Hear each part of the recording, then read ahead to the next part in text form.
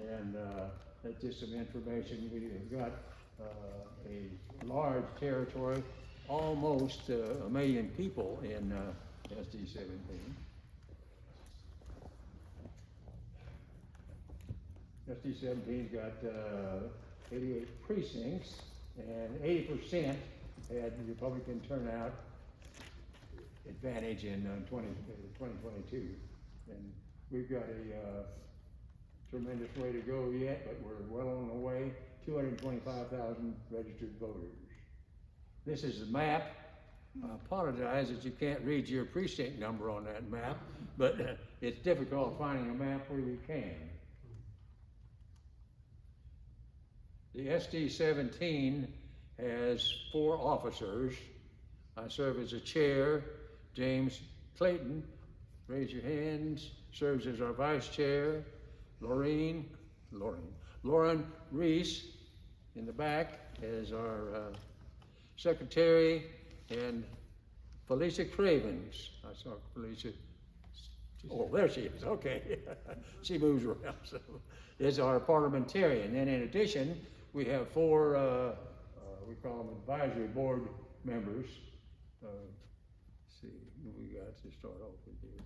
Christy McCarty, right there. And we've got, looking around. Oh, okay. Judy Ottman there. I was looking for George. Where is George? Oh, right in front. All right, George. And Bonnie Foster is also a, oh, it's Bonnie here. Okay. Blouse. Okay. I'm sorry. You're good.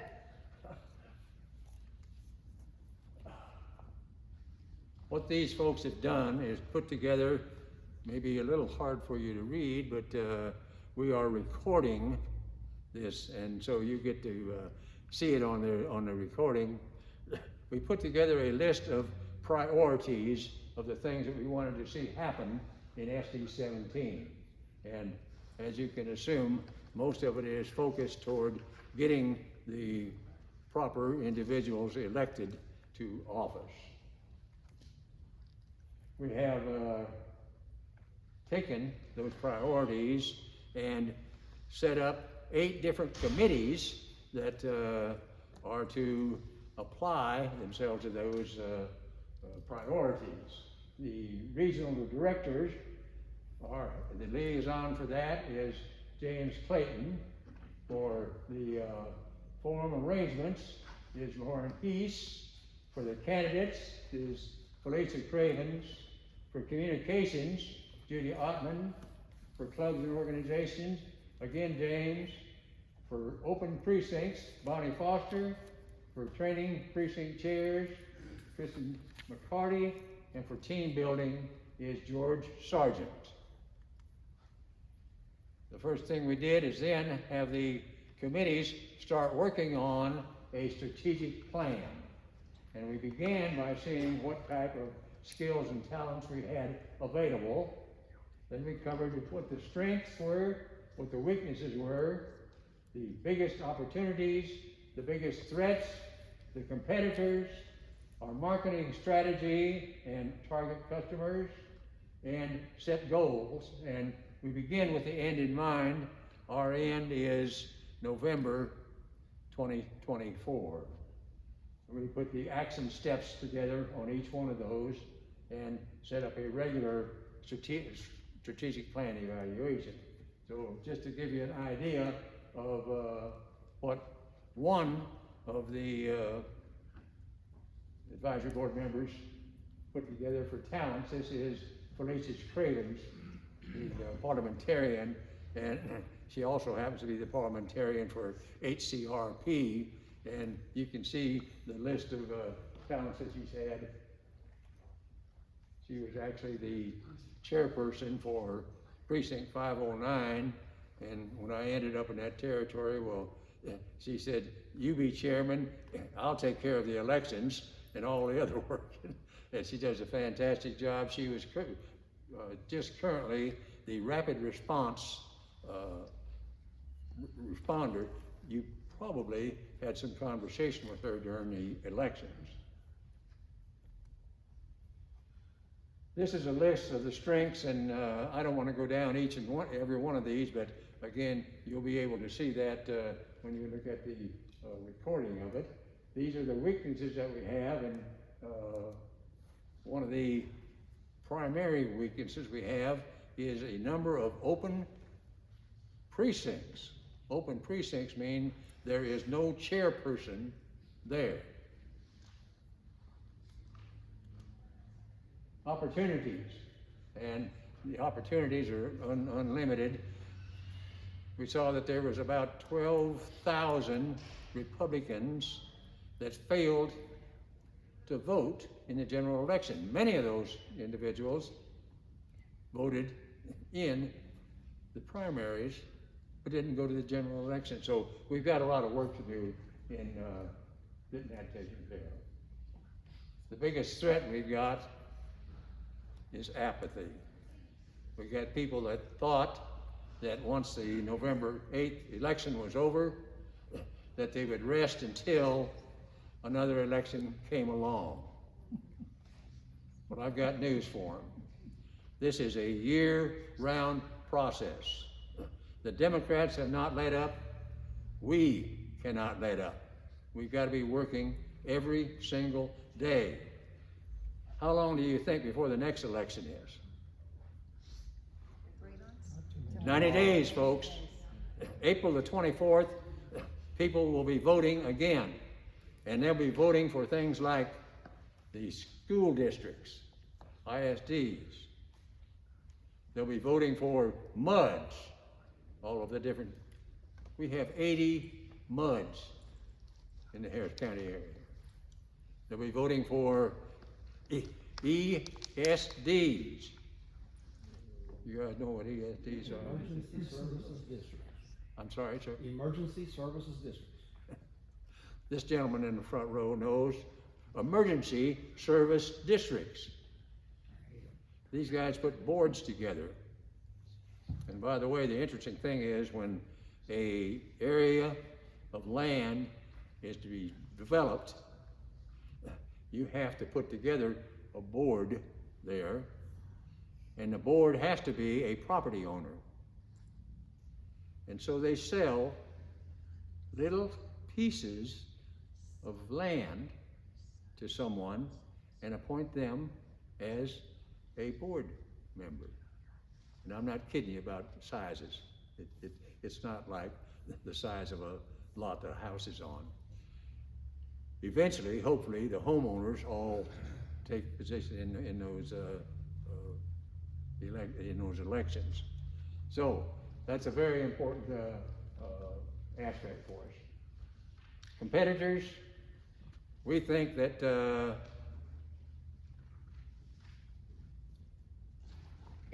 Democrats are competitors. I'm here to tell you that they are not. Like the guy said one time, I was looking for the foe, and the foe is me.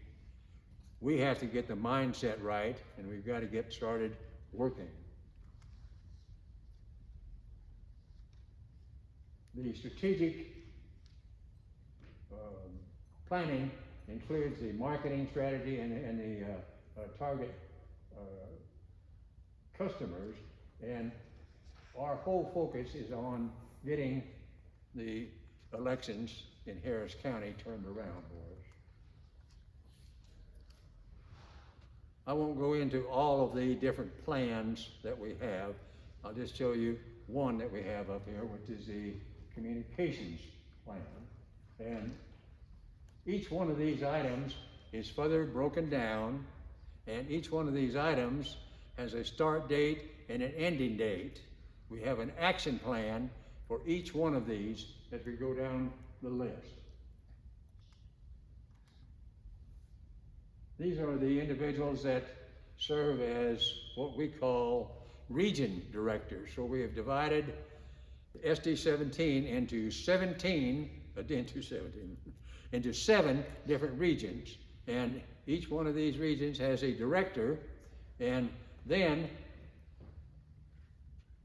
you know, when you talk about a vice president or a vice chairman, that's generally the person that sits around and waits until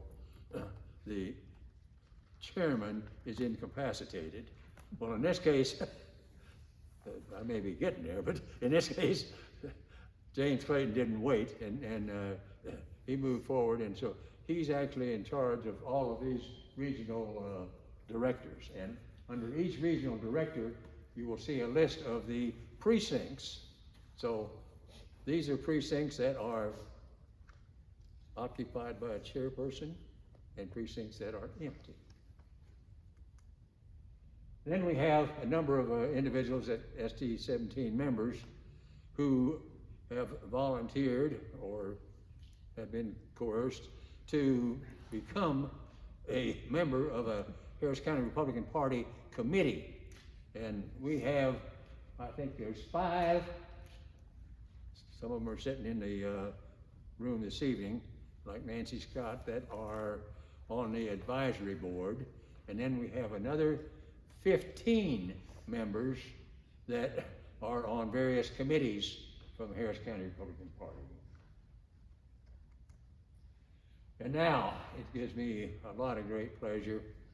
You know, when the Texas legislature wants to know something about election integrity, there's just one place that they go. And that's to Alan Vera, who is the chairperson for the Ballot Security Committee, and is the author. He writes a lot of the legislation. Now, then it may go through Senator Betancourt or somebody to take it the rest of the way, but I believe he told me he'd written 48 of those bills so far, so you can imagine the task he's got. Help me welcome Alan Vera.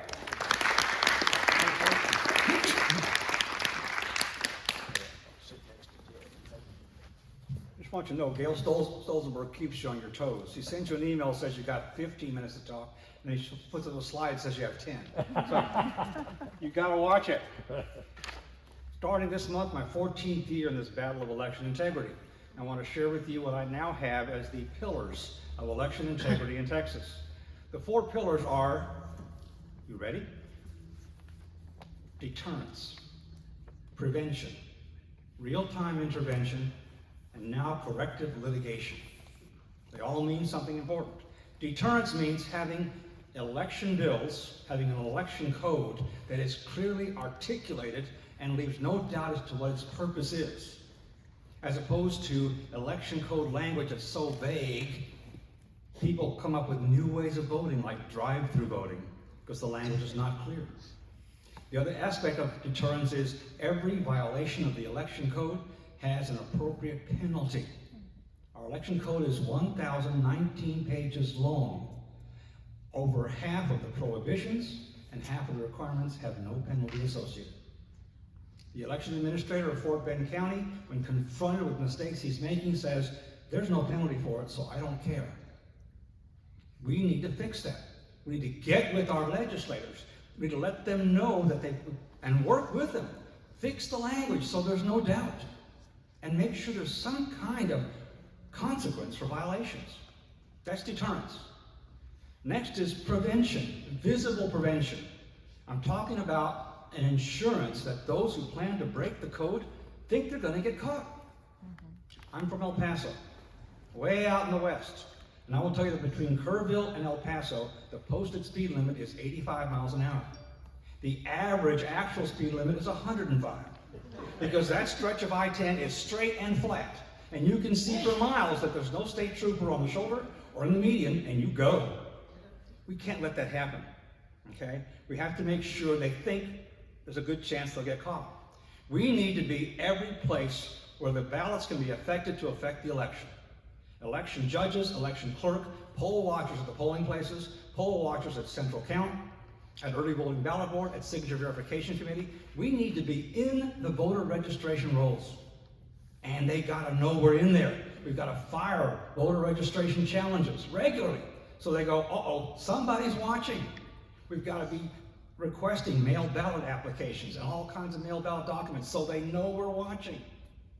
They've got to have the sense that, be careful, because they're watching. And that's you guys. That's you guys. We don't have enough people out there to make the Democrats afraid that they might get caught. They're pretty sure they'll get away with it. Real-time intervention. Man, right now it's up to us. Real-time intervention means that when fraud is being committed, somebody shows up to intervene. Right now, in Texas, it is not law enforcement. The cops are not going to show up when you call and say, someone's doing mail ballot fraud in front of the food town at 529 and Highway 6. It happened. Giving away gift cards for shoppers who would take home handfuls of mail ballots and simply sign, put a stamp, and go. And the woman who later called me first called the Harris County Sheriff, and he said, we don't do election fraud. Okay? We have to have, the Harris County Republican Party has to have a system so that whenever our people in the field on the front lines see something, there's a clear, easy way to report it, and it's automatically escalated. Cross your fingers, say your prayers, and give support for Senator Betancourt, Senate Bill 220, okay? And Rep. Swanson, Valerie Swanson, House Bill 549, they're resurrecting Senate Bill 1589 from last session, where the Texas Rangers and the Department of Public Safety will become law enforcement for elections. And they will show up when they're called for an election offense that has a criminal penalty. Real-time intervention. Don't wait. Sometimes none of this matters. No matter how well and how hard you work to prevent, it happens anyway. And that's why you have to have corrective litigation. Thank God we now have a county party chair who's not afraid to pull the lawsuit trigger. She's serious. And we have got to support her with the evidence. I'm not allowed to speak about it, the details at this time. We can't talk about the numbers until next Wednesday, when the court discovery issue is moving along. But ballot security was ready for this election. We raked through the voter rolls, and we found every ineligible voter in Harris County who voted. And the number is in 6 figures. That information is being given to all the attorneys of the candidates who file suit, and it will be used. We will win these lawsuits. No Harris County judge can hear them. For the election code, it has to be an out-of-county judge. So the crooks we have in our courts today will not be hearing these election challenges. Okay? The first one, Aaron Lunsford, it's going well. We've got the county very frightened because we asked for all 43,000 statement of residence from the election. And they asked, why do you want those? You wait. They have 43,000 statement of residence forms on illegal voters in the 6 figures. We've got every race loss covered with more fraudulent ballots than voters. Okay? So, deterrence. Got to get our law straight. Got to get penalties at every spot. Prevention, visible prevention. That's you. If you're home on election day, if you're working on election day, you're part of the problem. Ask for the day off now. Put in for those days off. Be where you need to be, at the polls or out in the parking lots working for your candidates. Deterrence, prevention, real-time intervention. We have to move quickly as soon as someone sees something. The person out in the field taking the time to report these things has got to be rewarded with some kind of action. And finally, especially in Harris County, corrective litigation. We cannot be afraid to go after them and to make them pay. Thank you for the time. Alan? He did say 15 minutes was originally allocated to him. And then on a phone call recently, actually I guess it was last night at the Ballot Security Committee meeting, he said I only need 10 minutes. What the reason we've got some extra time allotted because I know some questions are going to come up. For instance, there's a man in the back there that's got his hand up. Mr. Lampenfield? No, I just can't hear you. Yeah. I was just trying to say I can't hear you. Okay. I can hear Alan. Do you have a question? You can move forward. I have a question. Yes, ma'am. So if there's no penalty and no consequence, what's the good of the intervention? Thank you. Thank you. The good now is civil litigation. Okay? That's the issue. Senate Bill 1 in the last session, okay, took all the burden, not all the burden, but took some of the burden off criminal prosecution and moved it over to civil litigation. That's where we're heading right now. Okay? Another question. Yes, ma'am. How about we fight fire with fire and cheat too? You can do it if you want to, but that's against my moral code. But couldn't we like do the shopping center thing with the mail-in ballots? I hear you. I hear you. I gotta tell you, I miss Vietnam because over there, if someone pissed me off, I could shoot them. That's frowned upon here. I just don't know if I can get away with it. Other questions? Yes, ma'am. So with the National Guard and the troopers, if that, yeah, so the troopers. DPS and the Texas Rangers. So if they were needed to be called to an election polling place, are they going to be on standby on election days? How long would it take? Okay, hang on. Very quickly. It's very simple. All DPS troopers and Texas Rangers on duty at the time, okay, are subject to direction to a polling place or to central count, etc. The call must go from the poll watcher or the party to the SOS to be vetted to make sure that it's one of those sections in the code that has a criminal penalty. If it has a criminal penalty, then the SOS will dispatch DPS or the Texas Rangers to the site for a full investigation. So they'll be like on call, kind of. They'll be patrolling. They'll be patrolling. Okay, good deal. In fact, if you call a lot, we'll save a lot of traffic tickets along I-10. Get the DPS to the polling places. Yes, sir. Alan, what are we gonna do about securing the voter rolls? I mean, Wait for it. that feels Wait like, for that it. feels like the 800-pound gorilla. You hear that? Curing the voter rolls is up to us. We've got to do it. Guys, I can tell you right now, they didn't all vote, but in Harris County's 2.55 million registered voters, over 300,000 are registered illegally. 300,000. And over 100,000 voted in November. We've got their names, we've got everything. Well, I had a neighbor of mine who died, and his daughter that's been living in Los Angeles for Yeah. the past 10 years. Yep. Both of them voted absentee. We probably have them. Good. Other questions? But by the way, we need to insist that our elected officials follow the law. Okay? I challenged voter registrations in September of 2021. The county did nothing. I got proof they did nothing. I sent it to the Secretary of State and I invoked Senate Bill 1113 and 1111 and said, take the action. The action passed in those bills said the Secretary of State could do one of two things or both. They could cut off Harris County's Chapter 19 funds. Harris County gets $4 million a year. The Director of Elections, the Secretary of State, called me and said, we're going to do it. We're going to cut off Harris County's money. His boss, John Scott, stopped him. And I made sure everyone in the Senate knew about it. And you notice John Scott resigned in October because he didn't have the votes to be confirmed in this legislature coming up. He didn't do it. The other thing they can do is file civil litigation for a $1,000 a day fine until that problem is corrected. Thanks. We got two more questions, okay? There's one lady in the back, two ladies in the My back. question is that one of the things that I observed as a poll watcher, which was very disturbing, was that when our machines went down, the controllers went down for over about 3 hours. 4 people had voted on those lines of machines, and we had checked the slip of paper to show the date and 0 votes cast when those machines went online. When they came back on, almost 6,800 votes between those 2 lines of machines were shown cast. What is going to be done about something like that? I mean, what if those ballots were loaded in there to be counted inside the machine and printed later at the headquarters? Okay. Complex problem, okay? Those machines don't affect the number of ballots. What those machines are being rigged to do is to raise the number of voters to cover the fake ballots that are being created, okay? The ballot count is in the scanner. The ballot count's not in the controller or the iPad. That's used to raise the number of voters. We got them anyway.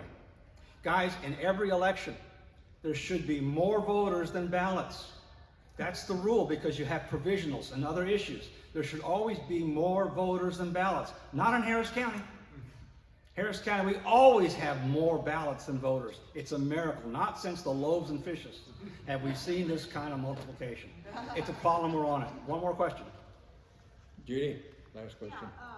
So Alan, when you were saying that we're hopefully expected to win these cases because they're so strong, what happens, do we get any restitution? I mean, what No. happens if we win the case? Okay, in the Texas election code, first of all, every candidate has to file their own lawsuit.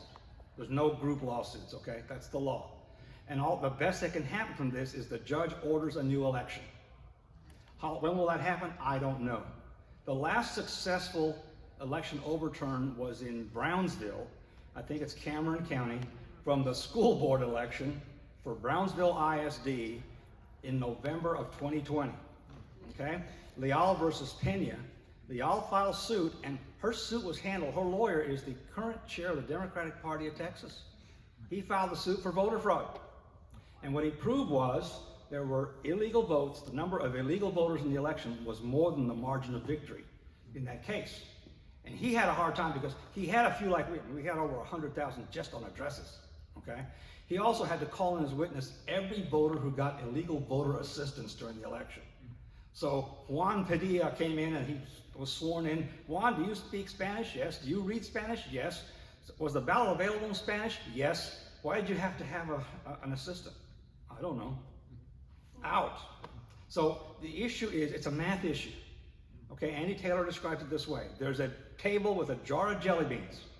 Okay, a bunch of jelly beans in the jar, a bunch of jelly beans on the table because they didn't make it in. An election challenge is a bunch of those jelly beans in the jar shouldn't be there. Okay, and some of those jelly beans on the table should be there. And the total sum of that combination, if it's more than the margin of victory in that race, the election's thrown out. It starts over. Thank you all. Appreciate it. Thank you. Folks, I know if you'd like, I am, we could take the whole session just spending time talking with Alan. He'll be around for a few minutes afterwards if you've got some more questions. Now I'd like to bring up Kristen McCarr. And Kristen is going to start, because we're going to have additional sessions with this, start the precinct chair training. Excuse me, precinct leader training, because there's a bunch of folks that aren't chairs that are still leaders. Thank you. Kristen, that's your timer right there. I'll let you know. Okay, well, I do have a lot of slides, but I think given the time, we're probably not going to be able to go through them all. So Right-hand side, please bear with me. Say again? right-hand side. Okay. So precinct chair, as the advisor, my goal is basically to put together a team who can do the following. Who can help assign each precinct chair to learn how to use the OHPS data that Russ Long provides to each precinct chair. And by the way, if you see something here that you're good at, come and please tell me after the meeting, because I do want to get a team together to help do this, because I'm definitely not going to be able to do all this on my own. We are a team here, so if you have the skills to do this, please come and either email me or come up to me after the meeting so I can get your name. Make sure the chair has a walking map of their precinct based on voter data roles. Provide each chair a format to keep their precinct data collection in. I want to make it uniform throughout the district, throughout the Senate district, so that we can share data later on with new precincts or with members of our precinct, and it's very consistent. And when we look at the data, it's not random based on each precinct chair. Also, there's particular data that we should be collecting from our precincts in order to do data analysis afterwards. So we do need something that's consistent. Also to provide introduction piece to be used while block walking, a standard script, the reason why people want to be a Republican, the reason why people want to be a conservative, a message that's going to get through to people. I think that the data is showing that yes, there's a lot of election fraud. Democrats are going to cheat, but we have to turn out the vote in order to overcome the cheating. So a lot of the problem is that people within our own party are not voting. We have people who are dismayed because of what happened in 2020 and what happened in this last election, especially in Harris County, voting over and over again, never getting what you want, knowing that you worked really hard, and seeing the fraud. So we have to overcome the fraud. The only way that we're going to overcome the fraud is by turning out the vote. So as a precinct chair, that's your number one responsibility, is to turn out the vote. And if you look at it from that perspective, that's your number one job, is to turn out the vote, then everything else is going to be easy for you. To help the chair utilize email groups, so I'm thinking email groups like James Clayton uses to push out data information, not have a back and forth conversation, but to push the information out to people that we need to know, and or an SMS group to push data out. We can it's a fairly inexpensive cost, so that's something that we can arrange with you and your precinct. I'll answer questions at the end if you Can don't. you tell me your name again? Oh, Kristen McCarty. Okay, Kristen, I wanted to point out, those slides are not readable. I have no idea what they say, so you should go through. Item 1 is, item 2, because it's just a block. Well, given that we have 10 minutes, well, I'll make sure that you get the slide deck. So come up to me afterwards, I'll get your email and I'll send you the slide deck. No, they're too small for the. To help the precinct chair understand the role of hosting the candidates would be the next thing. And that's something that you need to do. As a precinct chair, you need to host the candidates in your house. And you need to go to your precinct, to your neighbors and say, I'm having a candidate in my house, would you like to meet them? So this allows you to get to know the candidate, but also gives you information about the candidate in which you can share with your neighbors. That will give you talking points with your neighbors. You need to get to know the candidates that are going to be in our party. Next thing would be to help precinct understand the legislative actions. And so one thing as a precinct chair is you're gonna be the point person between you and all of your neighbors, the people who are Republicans I'm talking about, in your precinct. So if there's a legislative action and you really want our lovely representatives like Mike to know, you know, what the call of action is on, you know, from SD 17, you can get it out to all your precinct members, and they'll be calling Mike, and then Mike will know that this is an important item amongst his constituents. Okay, so I did send out a questionnaire to precinct chairs via email, and it had a lot more questions on this, but everything that was related to precinct chairs, Gail sent it out for me, and so it went to all the precinct members, 88, and I got back 3. So maybe that's the problem. Maybe the problem within our precinct is that we're not that active. So I'm really hoping that we can get a little bit more engaged, a little bit more active. Think about what you did this last time, and then let's do a lot more than that. And I'm here to help you, and then we're gonna put together a team to help you as well. So I do have the questionnaire here as well. So I'm gonna set it up on the front, and if you could fill it out and get it back to me, then that will also help me understand what you've already done as precinct chair, what's working for you, and we can incorporate that into what we do for the Senate district. Okay, so we've talked about that and the duties. Okay, so the next election is May 6th, and the last day to register to vote is April 6th, and that's gonna be for the school districts. April 24th is early voting. And April 24th is early voting. Did I write that wrong? No, you are. No, I didn't put it there. So that's my email, if you want it. It's ktmmac2@me.com. So this is going to start then what we can do. But basically, so I'm not going to run through the rest of this because we only have a short amount of time, but there's so many different things you can do. I know that James likes to block. Neil likes to make phone calls and do his data set, and that helps get, you know, empty vacant seats filled. I mean, everybody has a certain skill. Some people like to make phone calls. Some people like to host and bring people into their home. So we can talk about all of those as we go through more trainings. You can call me, we can discuss that. We can discuss what's best for you. There's so many different things that we can do. And some people don't like to block walk, but maybe there's somebody on your block that likes to walk.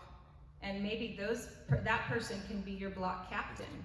A good goal would be to find a person on each block to be your block captain, and then those people will do the walk for you while you're coordinating the team.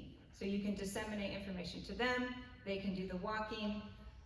We can figure out all different kinds of ways to do this, If you don't like to block walk, I know it's not my personal favorite thing, but I don't mind making phone calls and emails and sending messages through social media. Social media should be a big part. You should develop a group on social media. I personally like Signal for small groups because it's more interactive. So you definitely should be generating a chat group with your neighbors so that you know what your neighbors are thinking.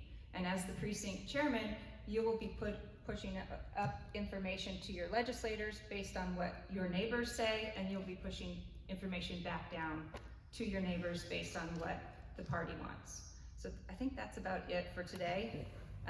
Again, Kristen McCarty, my email is ktmmac2@me.com, and Gail can reach me as well if you need anything. Let's give Christy a big hand. We're going to have a continuation of this at the next session here. So I don't want to show you everything that you missed, but I've got to get through it. It's really long. I didn't get to read that. Wow. That was the end. Okay, I like that. Next, we want to call up Felicia Craven. And I want to tell you, Felicia is one of the most knowledgeable individuals, not just as a precinct chair, but she's been intimately involved in SD 17 for a number of years. And what she's going to share with you will be very beneficial.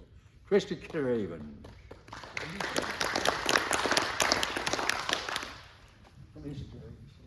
Sorry, I'm too short for those things. Yeah. Okay, I am gonna cut my time way down. You don't need to hear a lot from me. There's only a couple things I wanted to tell you. First of all, are you glad that 2022 is over though? Yes. Are you relieved? Do you feel like you need a break? Tough. If you felt like that, I'm sorry to inform you. A friend of mine got employed recently in New Jersey for a new congressman in a seat that flipped from blue to red. And it was a nice little gift that the legislature of New Jersey gave to that district because it had previously been red, it had been flipped blue, now it's back red because nobody liked that congressman and they just kind of drew some lines to save some people they liked more. They've dedicated, Democrats in New Jersey, in this district, have dedicated every Tuesday to go bother the district office and protest.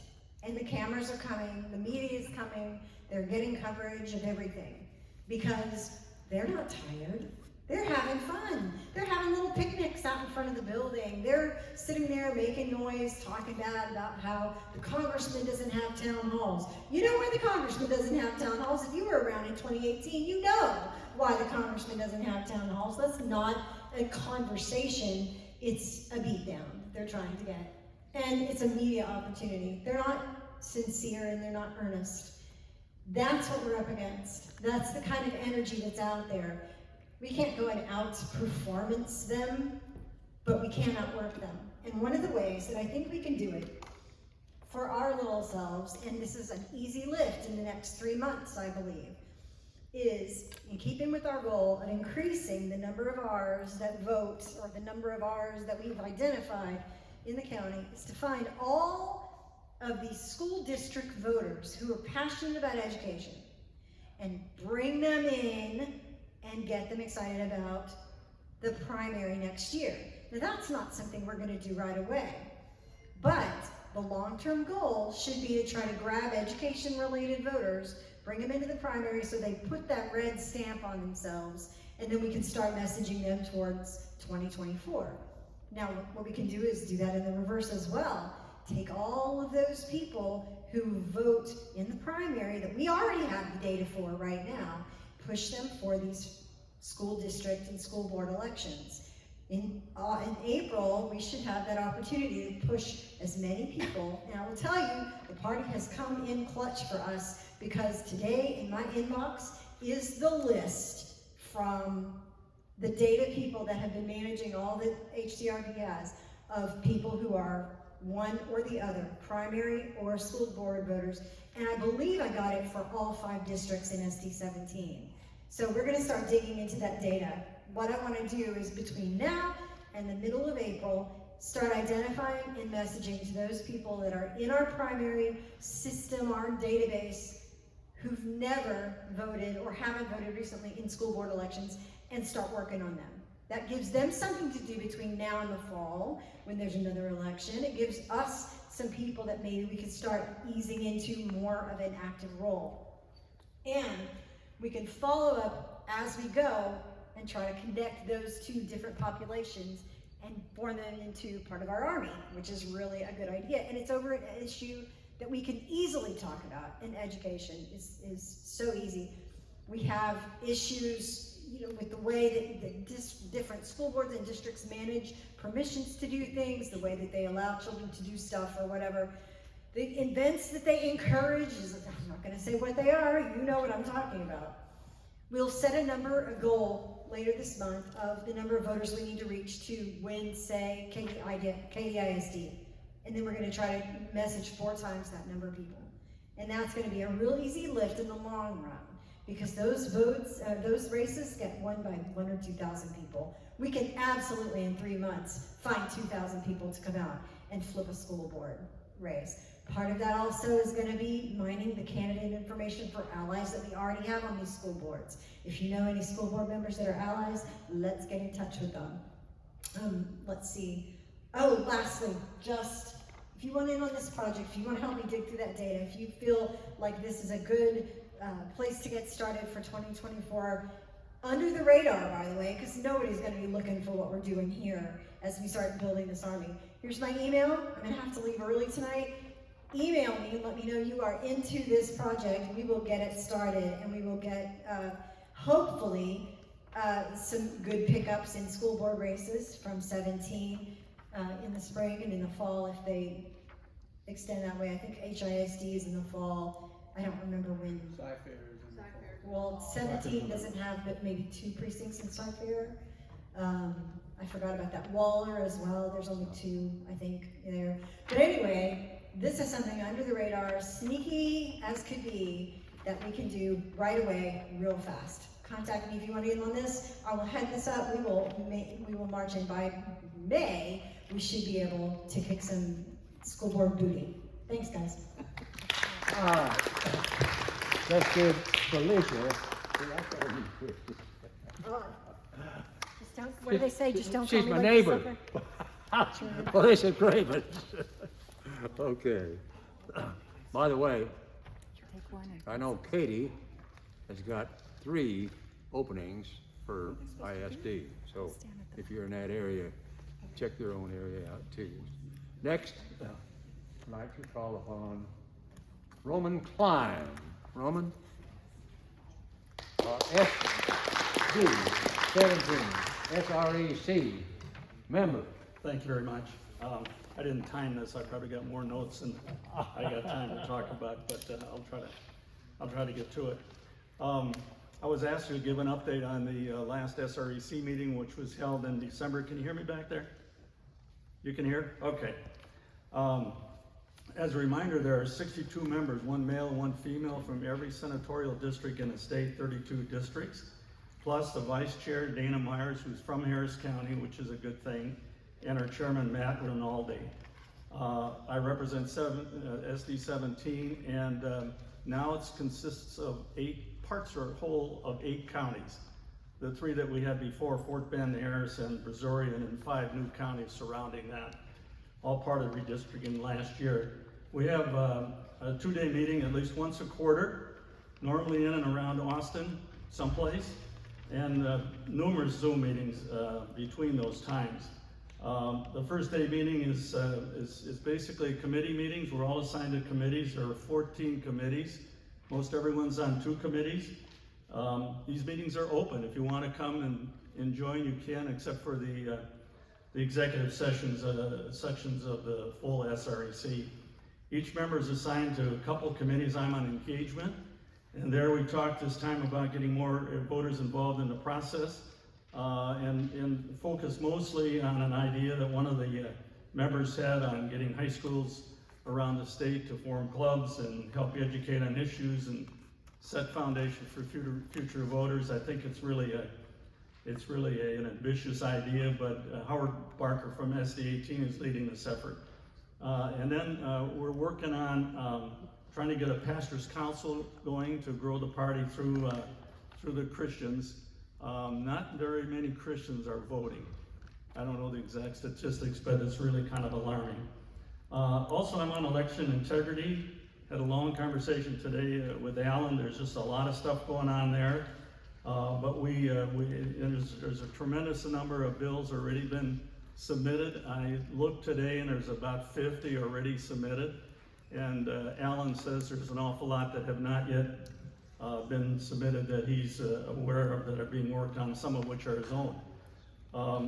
We had an impassioned presentation from Senator Bob Hall. Some of you may have heard about this, but he's really ambitiously promoting going back to paper ballots, eliminating the gap between early voting and election day, voting by precincts at voting centers, maybe 10 precincts assigned to a center. No legislation has been submitted yet, but I'm sure there's going to be one or more bills on that subject because he's really fired up about it. The second day we have our full SREC meeting. We heard this time from Matt Rinaldi, the party chair. He discussed election results, most of which you already know. He did say Texas got more red. Many offices won by double digits. We won the state early vote and early vote mail-in. The Valley did not turn out as hoped. We need more good candidates. We were outspent in the places that we lost. But we did spend more money than the Democrats in the state, which is kind of a new thing. He talked about Florida's success. It was purple, it's no longer.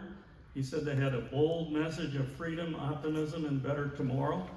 And they dived and weren't afraid to talk about the culture wars, like what's going on at Disney and the messages into the schools. And that helped them a lot. Then we did committee reports. I'm just going to cover a few besides the two I told you about.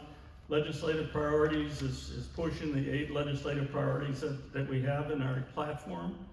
And a lot of noise was made about no Democrat chairs. And if you follow that, you see that we're going to get Democrat chairs. It's a complicated subject. Mike could better describe it than I can. One of the challenges is we have about 15 current Republicans that are real rhinos, and so they cause a lot of difficulty in trying to get stuff done. So the process ends up with Democrat chairs. Then we had a report from resolutions. They discussed and voted on 9 resolutions. A few you might be interested in was there was a vote on the Texas House leadership, 58-5, to ask all candidates for Speaker to commit to the full support of Plank 233, including especially the part that talks about commitment to having only Republican chairs. Then they had passed a resolution on Montgomery County, 57-4.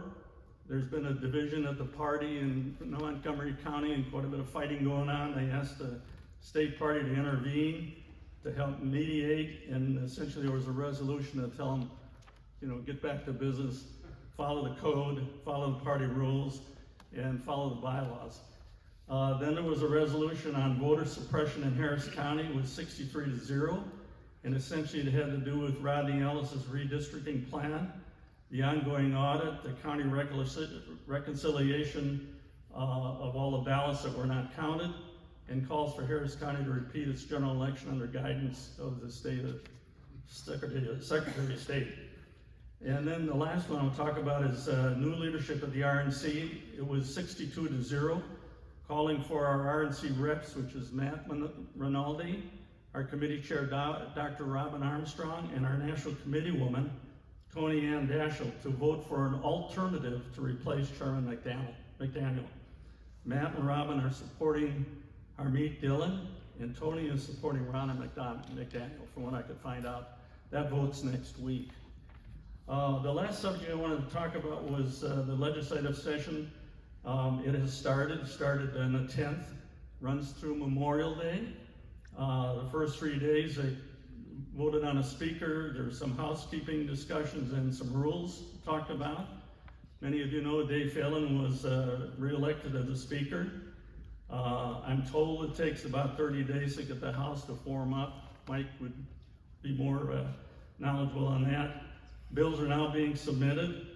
Eventually they'll be heard in committee. I understand only about 10% of those bills actually go to committee, and then they make their way on to become bills eventually.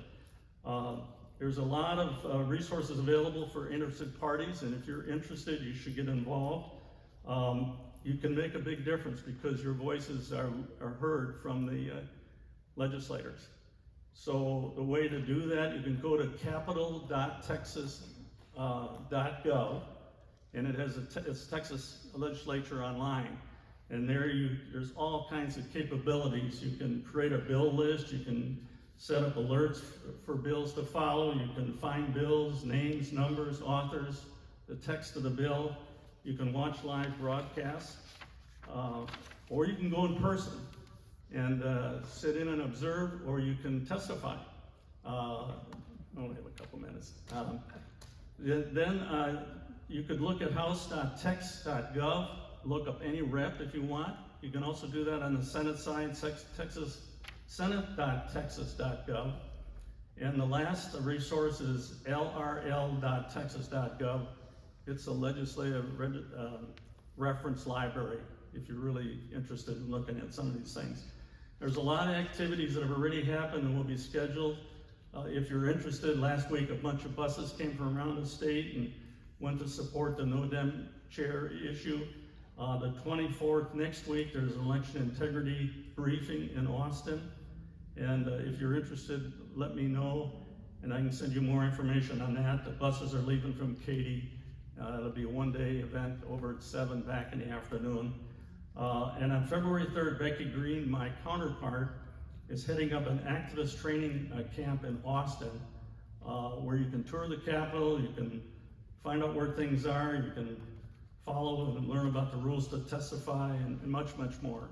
And if you're interested, send an email to Becky. I can get you that information if you're interested. So thank you very much for your time. Oh, thank you, David. SREC, State Republican Executive Committee. That's like the board of directors for the Republican Party. And Roman and Becky are our representatives from ST17. Next, I'd like to call on Melissa Conway. 11 o'clock this morning, I was on a Zoom call with Melissa. She was as part of the Strategic Planning Committee for our Harris County Republican Party. She was conducting a session, and one thing that you should know about Melissa is she has extensive experience, because as you can see from the qualifications that she has, but one particularly is in the legislative area. So let's see. No slides. No slides, okay. So, you see on the slide, League National GOP Initiative. Okay, that's not the RNC as a whole, so let's clarify that. However, I did work for the RNC for 16 months leading out in Texas as one of the first in the country on election integrity. So I sit here and I let you look back at me going, oh, you really didn't do a good job. Because we see headlines everywhere about where there were issues, problems, and concerns here in Harris County. If you have your ear to the ground media-wise, you can also see in Dallas, we had issues with technology. In South Texas, ballot harvesting. We had intimidation. We had issues where our most vulnerable voters were taken advantage of, and there was limited ability to be able to be effective. You look in Bexar County, where you have a new chair but an engaged board of folks that began planning and engaging in the recruiting, training, and placing of election workers and poll watchers to only be legally blocked within the system to prevent an election administrator from being open and transparent about the hiring practices, which means that even though under the law parity is demanded and required, there is not a trigger by which it can take place. So what do you do with that? The question was launched earlier, what is the point of intervention? Especially if immediate restitution and penalty is not able to effectively address the issues, problems, and concerns that we see. There's a little bit of good news. The good news is that in 2020, we went to sleep hopeful, thinking our America, we would wake up again and the prosperity would continue and American values would continue, only to realize in the dark of the night that things changed, and they changed drastically. And then everyone began to wake up to the fact that for nearly 40 years, the RNC and the Republican Party at the national level was legally blocked from protecting your vote and my vote. And then that means that the state party has to take up the charge. And we know with the burn and churn of the state party chair, election integrity may or may not be an issue. But probably until 2020, nobody even gave a thought to our elections and if they were safe or not. So then that means that the county party has to take the charge. And we know what's happened here in Harris County. I'm a Harris County resident. And we know what that flip looks like. And we also know that Allen's led the charge for the last 14 years, but it's truthfully and honestly only been him and a few handful of folks which have been out there getting this knot kicked out of them. But when you have the third largest county in the country, and oh, by the way, the very first primary that happens in the country, I'm here to tell you folks, Texas, our Texas, yeah, where we lead, others do follow. But I'm further clarifying that where Harris County goes, that's where Texas goes. So when you have this disconnect in the law, the good news is now for the very first time, our eyes as the grassroots are wide open. And the election cycle, which began at the day after this past election in 22 was certified, we can now get in on the front end legislatively to ensure each and every gap that was identified in 22 can now be addressed. So we should celebrate, and I literally want you to applaud that fact. We should celebrate the fact that you and me, that we the people have a unique opportunity to make a difference this time unlike ever before. But it takes the collective of us.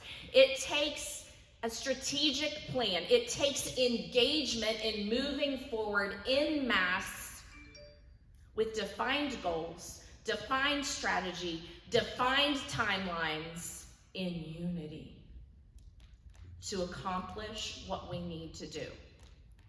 Make no mistake that just in 120 days before the general election in 22, there was $63 million that flooded into our area to ensure that the Democrat turnout was en masse.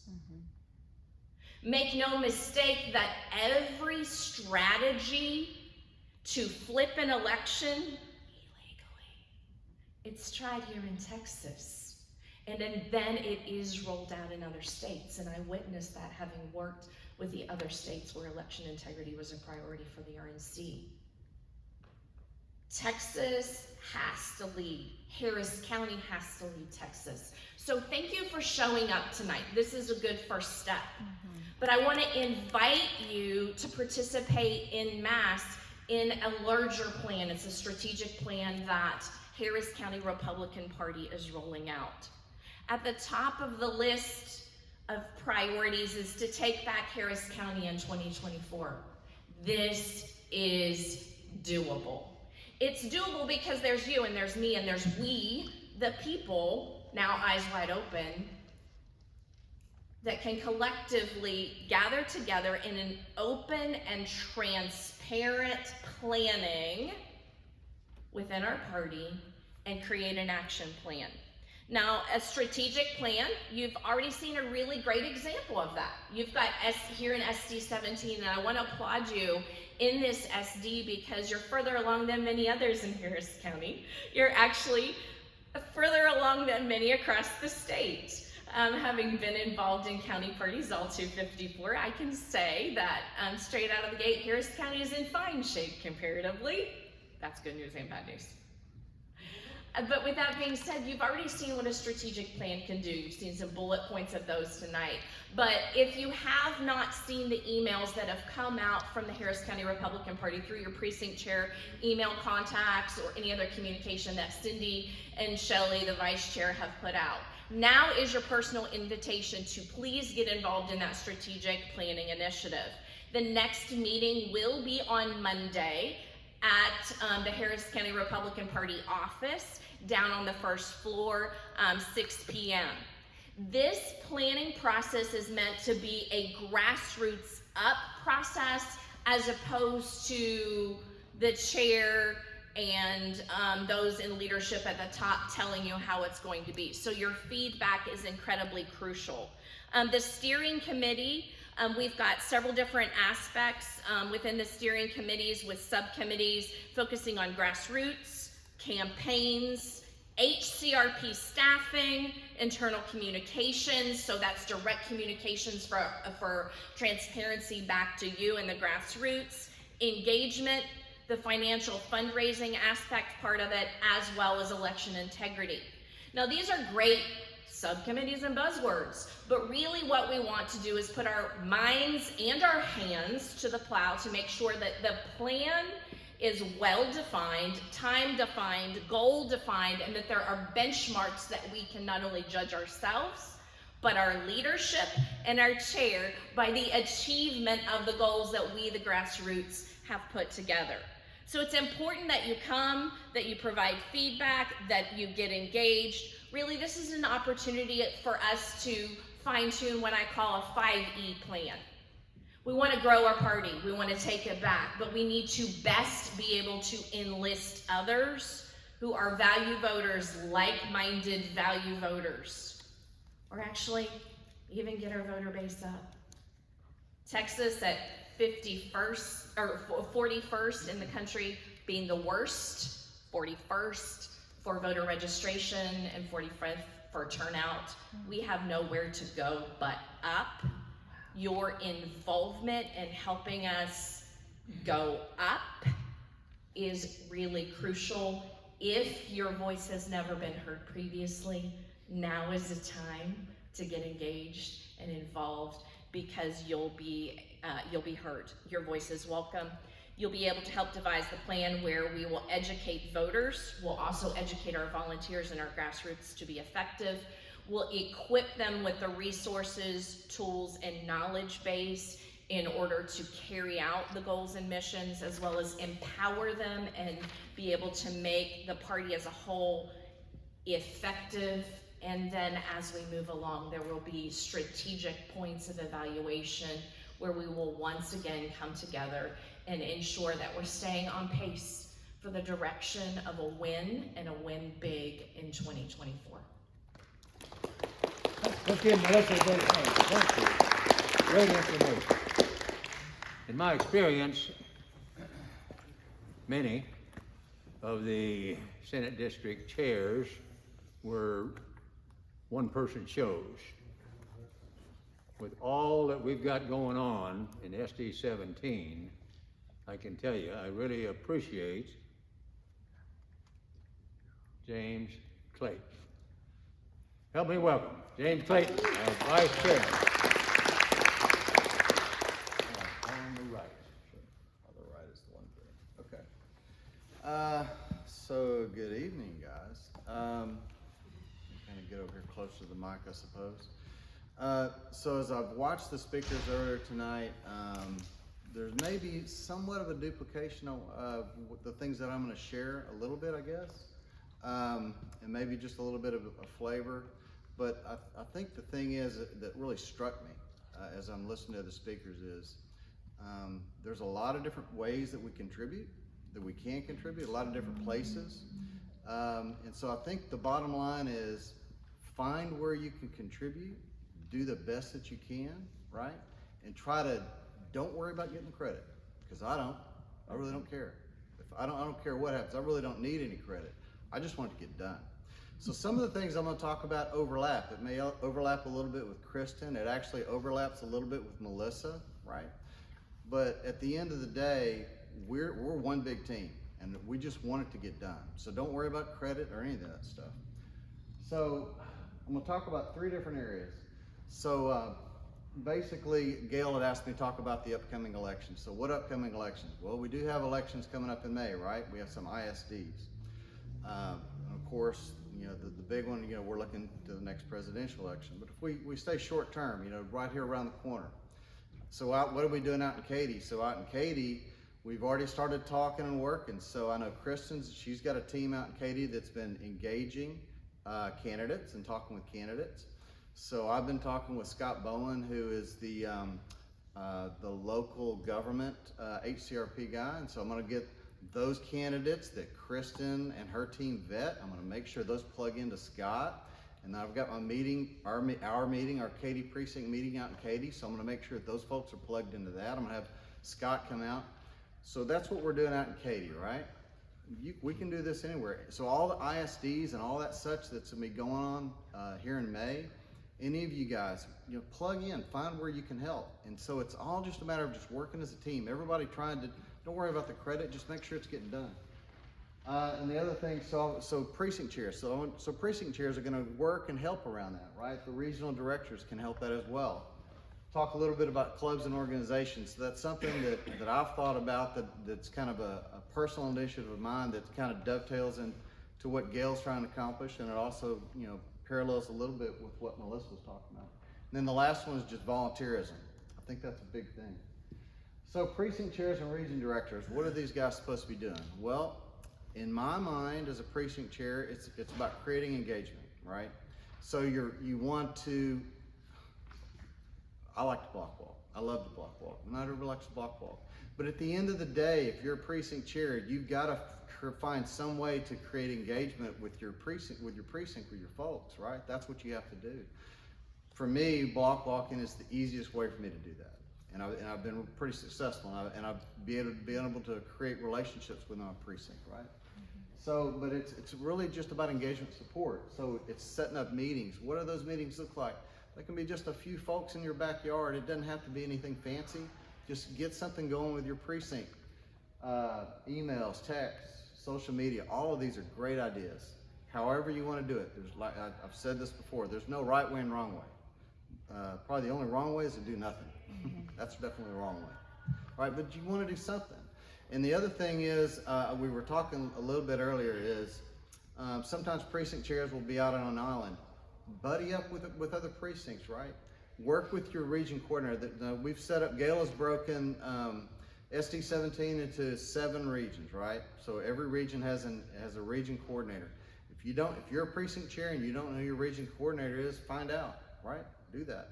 If you're within one of those, you know, volunteer to help your precinct chair, volunteer to help that region coordinator. So it's just about stepping up and just doing a little bit.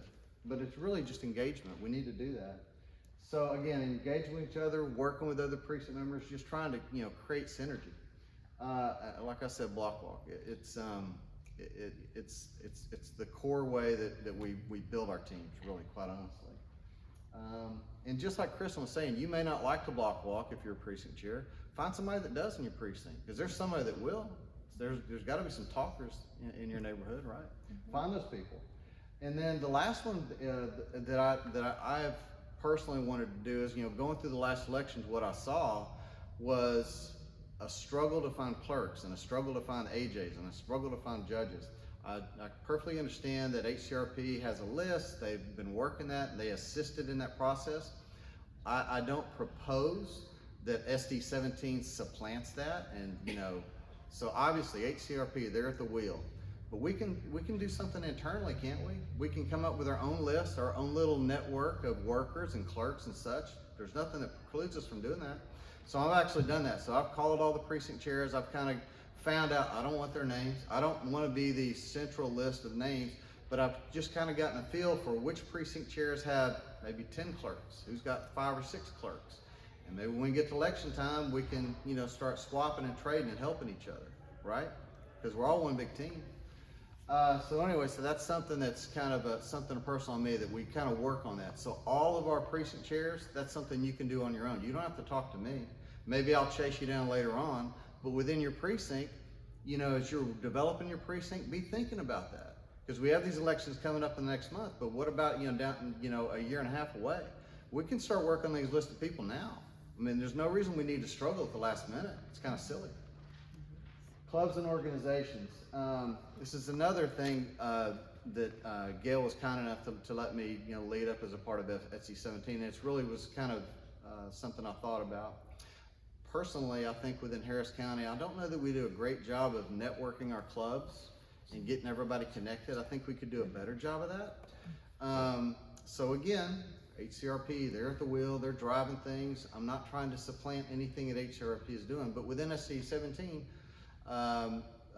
actually, Dave Lampenfield and I, we're gonna kind of start to work that. So we have a list of organizations. I wanna start trying to make some phone calls, develop some relationships. Maybe I do an email list. I've got an email list for my group out in Katy. Maybe I do an email list for those organizations. And it's just around creating that spider web, that network. And so that's something, and I would ask, which I will say this, that's my phone number and my email. If you can help me, I will take your help. I love help. So, you know, if you're plugged into an organization, if there's somebody that, where you can give me access to or kind of help develop that, if you want to help, I mean, just reach out. Trust me, we're one big team. 1 second, let me finish, Dave. So that's that.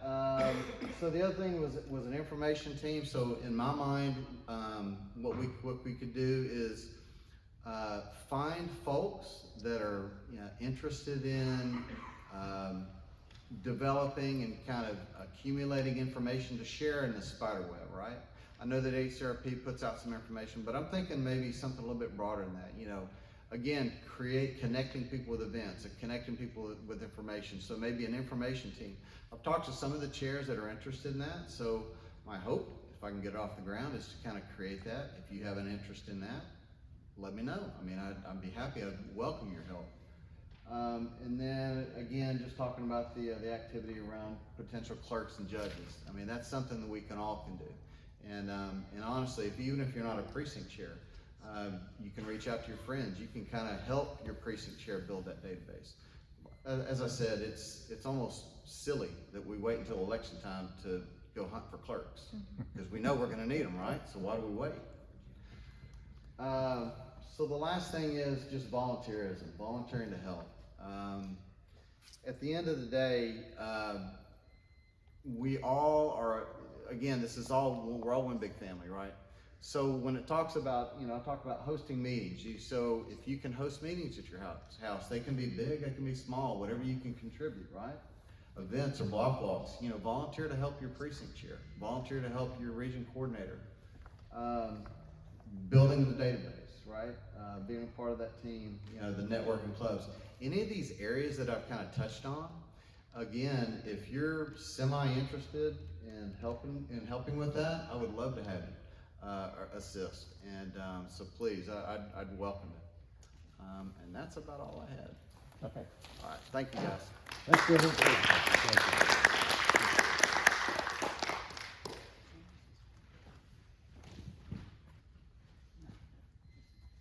I was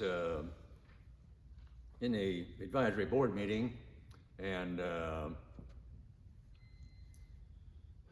sitting in there was one of our new judges, Judge Jessica Padilla. And she was giving out information about how she developed the campaign and how she did the fundraising, how she did the incorporation of all of the steps involved and so on. And then afterwards she shared with me, because I wanted to know how she did that, she said, well, actually, somebody helped me with that. And the person that helped her with that is Donna Stannard. So Donna, would you come up and share that with us?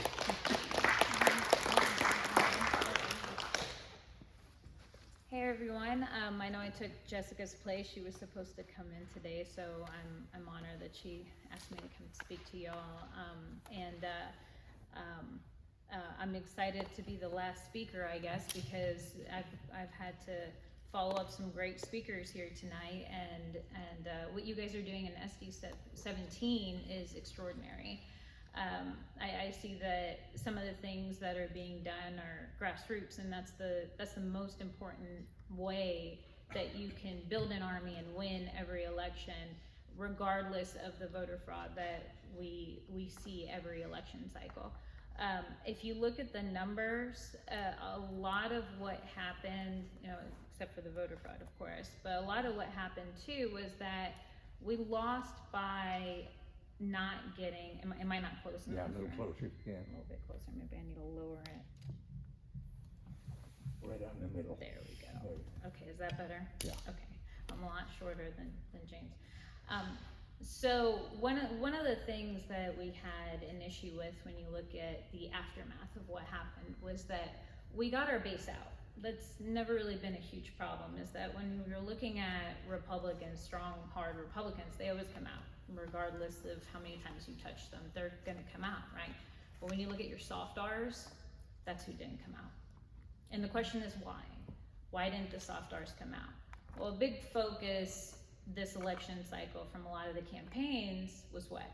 Independence, independence, independence, independence. We heard that over and over and over again. So then you had independents that were being targeted, and you even had softies that were being targeted because we thought we could flip some softies, and then we forgot the soft R's. So when we're looking at our numbers, softies came out a lot higher than soft R's. And so one way to circumvent that with all the campaigns going on is creating that grassroots base, from bottom up. One of the things that we did, the last project that I did was, I was the field consultant for the party in the final stretch. It was about the last 2 months that I came in. And we created a plan that would create regions, different regions that people were in charge of, and then precinct chairs and precinct captains below that. And part of it was because we found that, and I found this working elections as well, people don't necessarily want to be a precinct chair, right? It's a big title. They don't want to step into that role. So what can we give them instead? Well, we had precinct captains, and then you can also give them the title of presiding judge, because you have a lot of people that just want to work the elections, but they don't want to be precinct chairs. And trust me, I tried. When I worked primaries, every time it was, hey, you're a precinct or presiding judge. You've been presiding judge for 20 years. Why don't you just be precinct chair? Well, I don't want to. I just want to be presiding judge.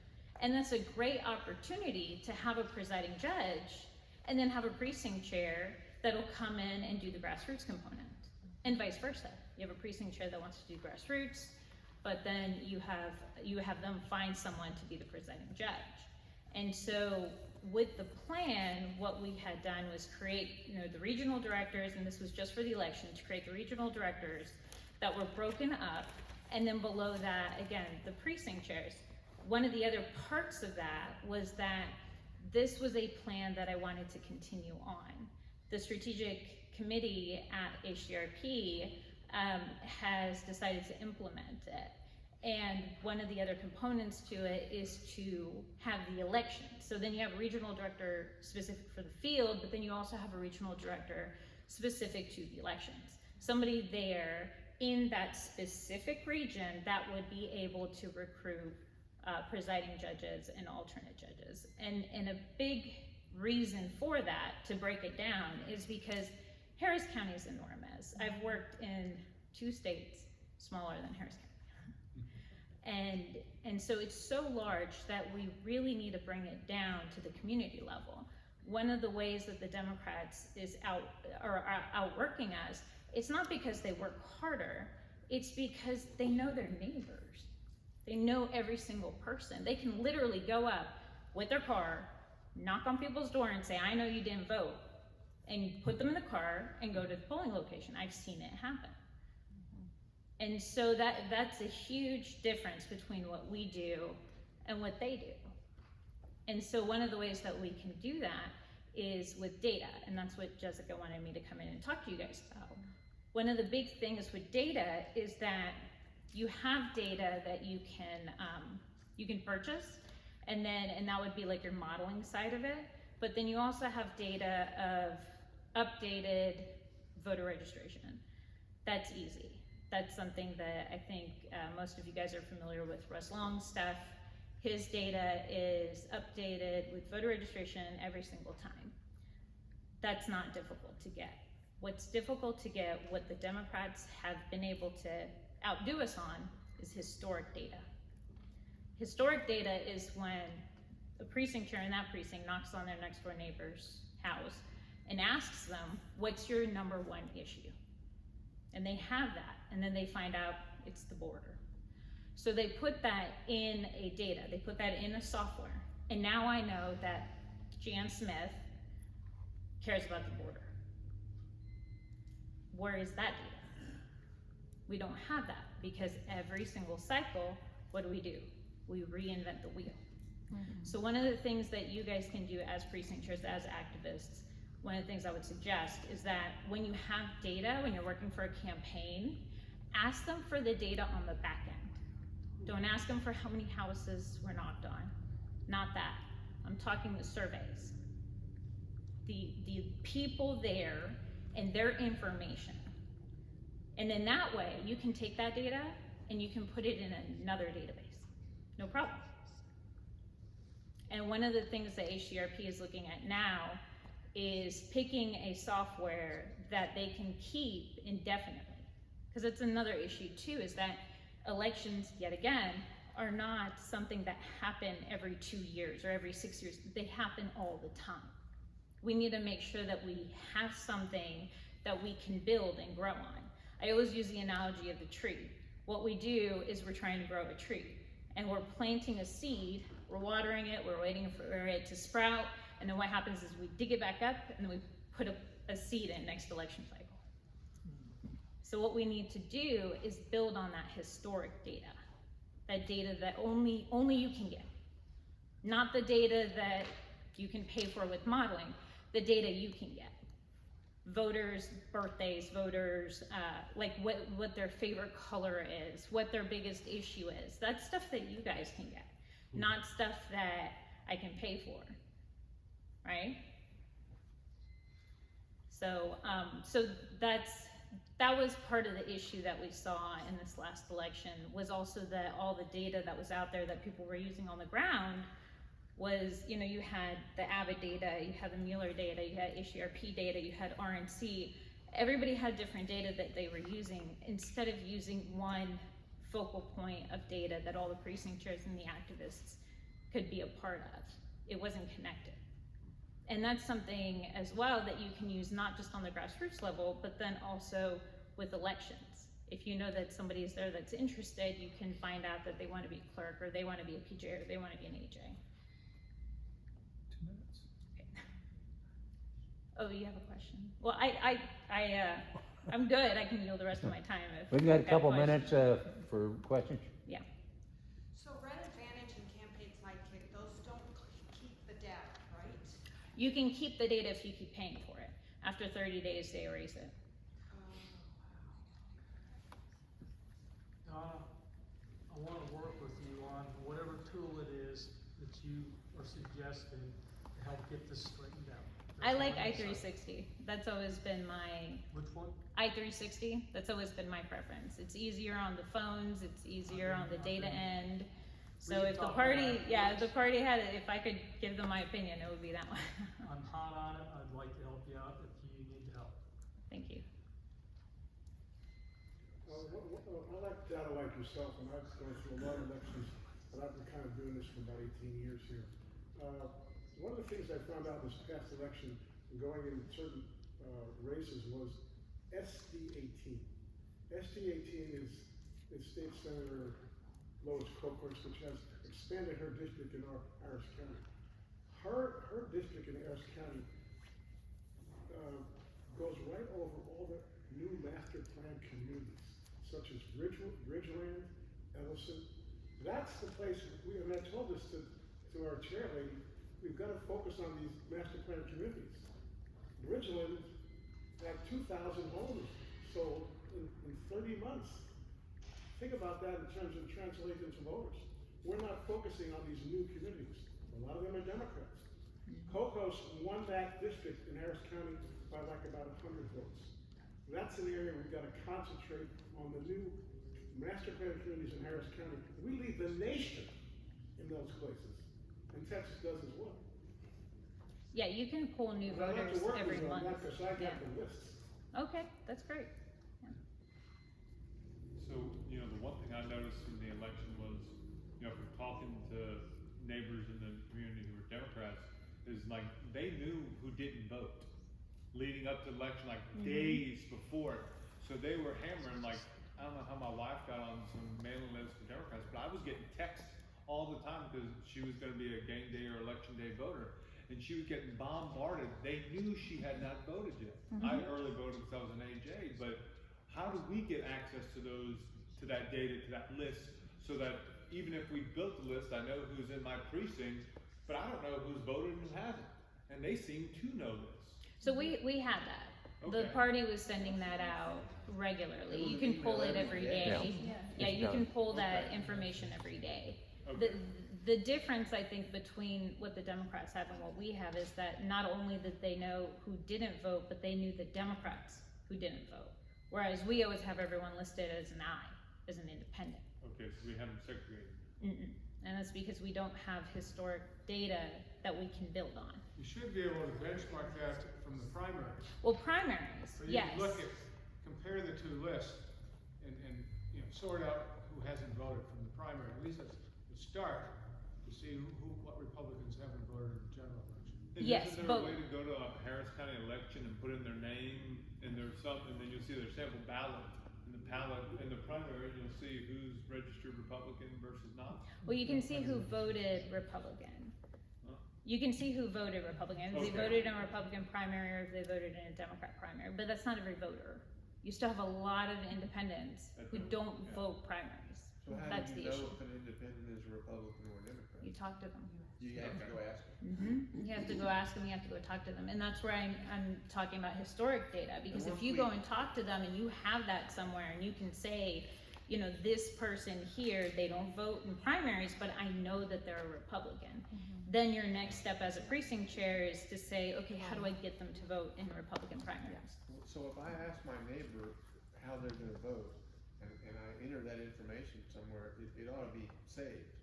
Yes, it should, but again, it's where you're putting it. That's always been the issue with data, is that if you're putting it with a campaign, for example, and that campaign loses, what happens to the data? They stop paying for The last it. campaign that I worked on, we used Campaign Sidekick for our block walk. What happened? You sound pretty privy to all this stuff. It depends, was it RNC? The RNC Sidekick? I downloaded If it was in Campaign Harris Sidekick, County, then no. whatever it was, It was I don't know. for a while. Oh, it was standalone for a while, then I don't know what happened to that data, cause I was gonna say, if it's RNC. So straight on, then yes. it's probably still there. Yeah. But if it's standalone and they stop paying for it, get rid of it. And that's why I say with those cases, as precinct chairs, as activists, ask for that data on the back end. Because if you keep that data, then if there's another system in place, you can just put that data in there for your precinct. Did I hear you right to say that there's some other kind of software? Yes, besides there, Advantage and- there are three big ones. that It would be will- i360, Advantage, and Sidekick. But the i360 is the one I think I heard you say you like. Yes, that's my preference. So- But again, so- my own But opinion. does that one keep the software and? Again, it's if you pay You for still it. have to pay for it, okay. You have to pay for it. And that's why even with anything, I would say, get the data on the back end, pull that data, because if you have data, it's easy to put it in another You can software. put it somewhere else that you don't have to pay for. Yeah, you can just, Save it for I mean, you pull it on the back end as an Excel doc. Sure. And then someone with data experience just takes it, tags it, and puts in a new software. Thank you so much. So I know Donna thought she was the last speaker, but would you guys be willing to listen 5 more minutes. We've got one of our state reps here. Mike Schofield, would you come up and give us a 5-minute recap of what's happening in Austin? Absolutely. Let me first say one most important thing, which is when I was looking at all of the organization that Gail had and you have the regional people and you have all these different folks, and 2 things came to my mind. First is I know almost all of them, which means it's people who have been active for a while. So those of you who've been active for a while and are in some of these positions, we got to start recruiting some of the folks who haven't been, because they're the next group. When you get tired, they're going to be the ones coming in and doing it. The second thing is I have 3 Senate districts that cross my House district. I have 17, I have 7, and I have 18. 17 has become by far the most active and organized of the 3 districts. Used to always be Senate District 7, but I have never seen this level of drill down and organization and people in charge of different things and folks actually doing things. SD7's always been great about having a meeting, and having a meeting is good because it kind of fires your people up and keeps them engaged. But what actually counts is getting out there and doing the work, and what counts even more than that is having the work organized so that it actually is effective and does something. So congratulations for doing this. This is how you win elections. I always tell people whenever I go to a meeting and speak, you never win an election in a meeting.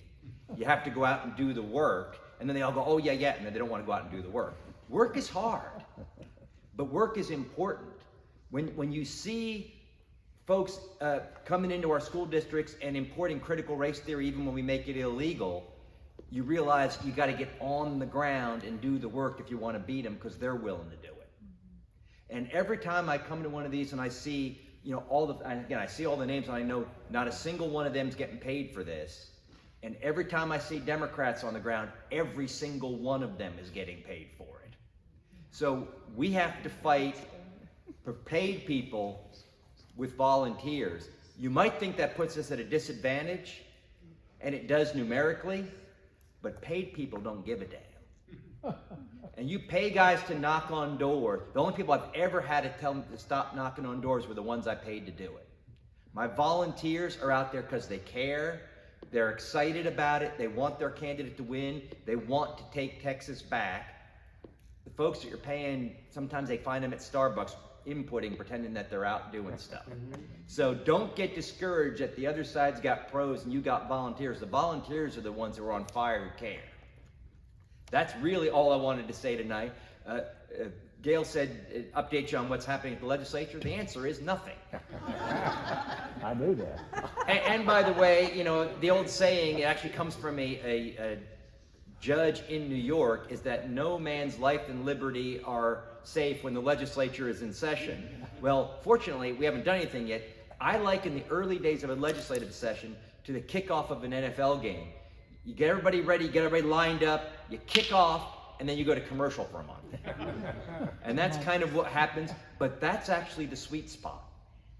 Because between now, and I looked it up, last time it was February 4th, so figure this time maybe February 10th or so, we don't have committee assignments yet.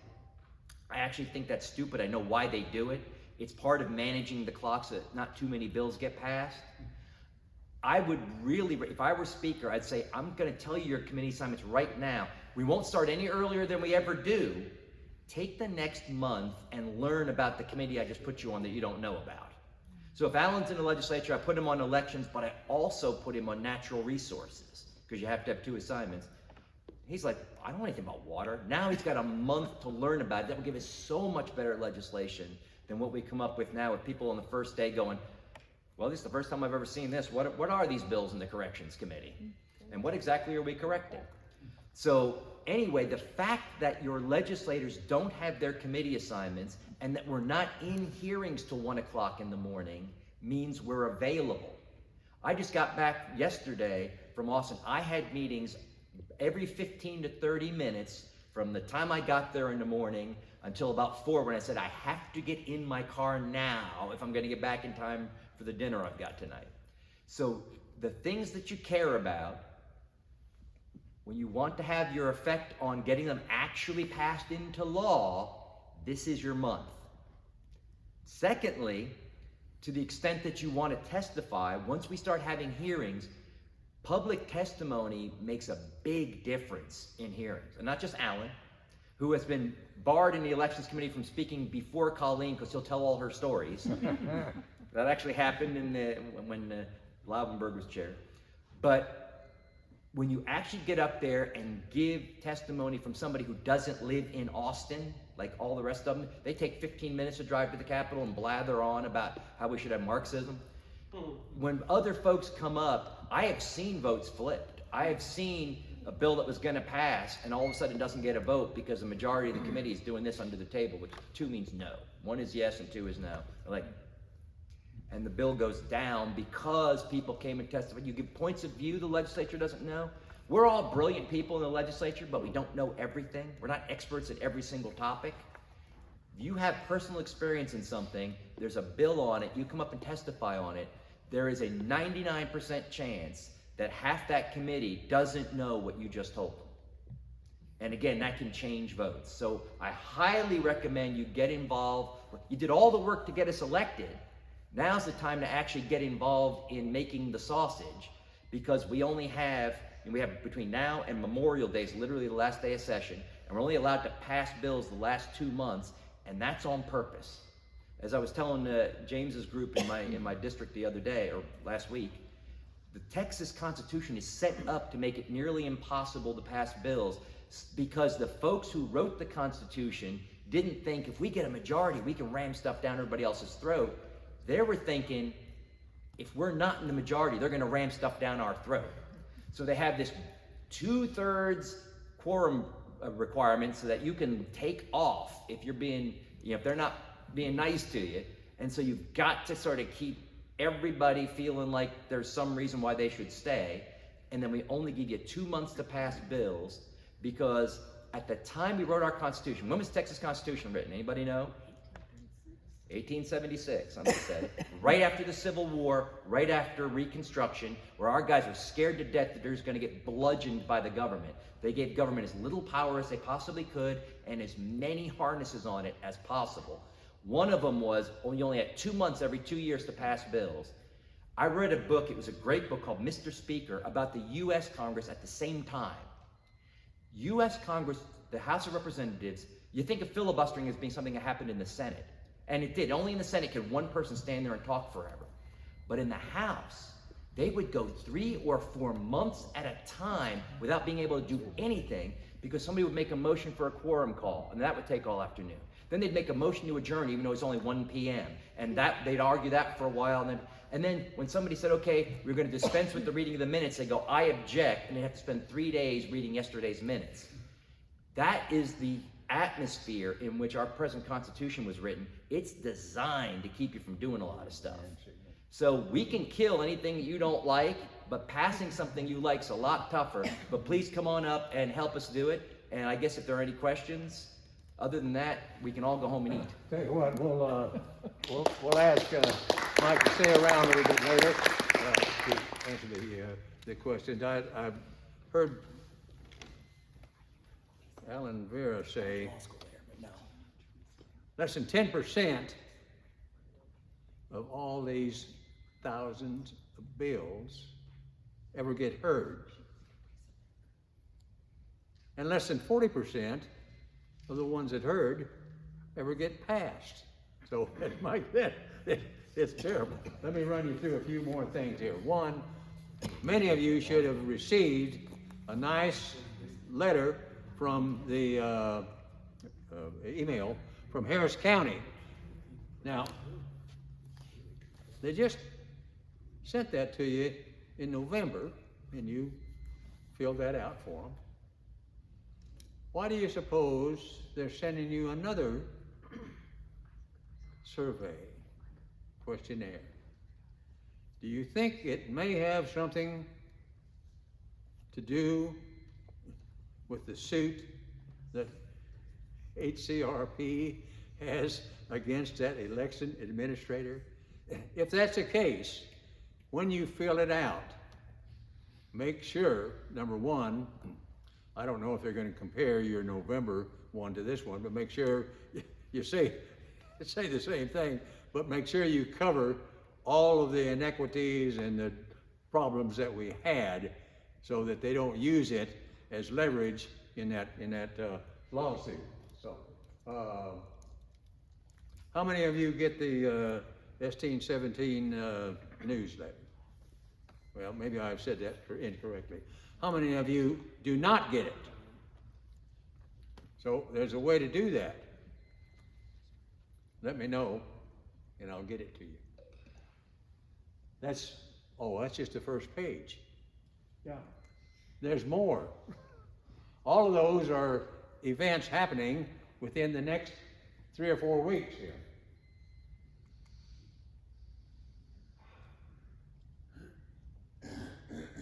Next February 14th, we're going to have another one of these sessions. It's going to be, I said 14th, 16th, isn't it? It's going to be at the West Houston, or West Side we call it, Republican headquarters. That's right on I-10 near Gessner, right next door to Jason's Deli, if you're familiar with that area there. And the individual that heads up that is sitting here. That's, raise your hand, ma'am, so everyone can. Nancy Scott, right here. So, appreciate that.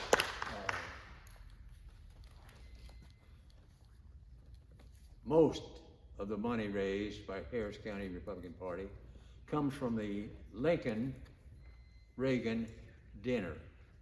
If you haven't experienced it, and you can just send your money in, but Just tell if us you who the speaker is. We tried. So, I just want you to think about that for a minute.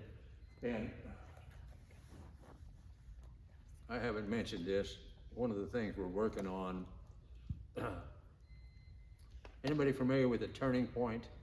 You know what that is? That's the high school organization. We have 10 high schools in Houston that have an organized Republican group on campus. We've got 45 of them in Texas. But out of those 10, we're working on choosing 2 members from each one of the 10 and funding them to the Lincoln Reagan dinner. So we're gonna maybe be asking you to open up your pocketbook a little later, okay? So, Weekly Fire. How many of you watched Weekly Fire? That's they stopped it for a while, but it's starting again next Tuesday night, and it's going to be a fantastic program. It's going to be on strategic plans for precincts. Get up early tomorrow. 7 o'clock, you're going to listen to the call to action. I'm sorry if you missed the last one because Alan Vera was the featured speaker on there. They always have, like Senator Brian Hughes. He's primarily East Texas, but Jason Gaton is our neighbor. He's right here in Fort Bend. And both of them get great information about what's happening. And then Jonathan Butcher is going to be out of the Heritage Foundation. This guy knows more about schools and education and CRT and financing schools and sexualization. It's worth getting up and tuning in. That's the code right there. You go. How many of you are VDVRs? That is volunteer deputy voter registration. 2, 3 people out of the entire group. Everyone here should be able to help somebody register. It's not a long process, but 60 training sessions this month. you're bound to have one that you can attend. If you send an email, and I send thousands of emails, sometimes I'm lucky. Recently, I got 30% response. 1 out of 17 emails gets read. If you send a text within 5 minutes, 90% of those texts are read. Do you read the text when they come? Yeah, we do. That may change at some point, but right now, we read that text. So, check into mass texting. I just sent this information to HCRP, and they're looking at this one right here. I want to thank each and every one of you. Newell. I'm sorry. Nancy Scott. Well, You're recognized, ma'am. thank you. I have two things. Can you go back to the HCRP that Cindy sent out? The which? The email Cindy sent out. You showed it about 10 slides. There's a slide up there about an email Cindy sent. No. All right, tell me when I get there. To register. Oh, to register. To register. to be a Yes, poll it's actually wanting you to register, saying that you will be a precinct chair, election judge, or presiding judge, or clerk, because they have to compile a list every year to turn in to Commissioner's Court to be approved, and that list is what the election administration goes by, and if you're not on that, and you decide later on that you want to be one, forget it. Unless it's the day before and we're panicking, we take everybody we can get. Nancy? Thank you very much. Quick question. I looked at that email, thank you for reminding us, but I was a poll watcher, but it didn't have anything on there about poll watching. Should we? We handle that differently. Okay, so that's another one. Yes, that's Okay. another one. That's another And one. then one other thing, Yes, ma'am. I definitely don't know anything about data processing, but I want Jeb and Gail to correct me if I'm saying anything incorrectly. To address what you were saying, we're trying to come up with a system that will be owned by HCRP, where we'll have all the information that's ours, that we can keep and we can provide to the precinct chairman, the strong volunteers. You're speaking of something like the Advantage or the Sidekick for or the HCRP. I-360 system? Yes. But for HCRP, but this will be, a lot of people don't use those systems on their phone. Most of my block walkers use paper. Yeah. And so that we will have a uniform questionnaire that you can do on the phone, fill out on paper, that will be provided, but it's up to everybody who collects the information to turn it in. So when this program's developed, you'll hear about it. And so that you can turn it in, so we have data processing within the house that can be putting all this together. Because we all have the same problems. You know, we collect something, it goes someplace, and we never see anything about it again. And you'll save that information and you can give it back to me later. when Yes. I ask for it. Yes. And, So, and am did I you, explaining it correctly? that sounds great. Do you understand what was said earlier, that we collected all of this information recently for the November election through Advantage, 3 programs. and it's no longer there. You can no longer access it. It is gone. You're gonna have to start from scratch one more time, which is unbelievably idiotic, but that's what's happening. So, I've also been told that we'll make the decision within the next 2 weeks about what system, whether it's Advantage or Sidekick or I-360 or whatever, what system. And I hope we get the right one. So, And anyway. everybody plan to go to Lincoln Reagan dinner. Put it on your calendar, because you're going to really want to go when the announcement comes out. Thank you again, ladies and gentlemen. Good night.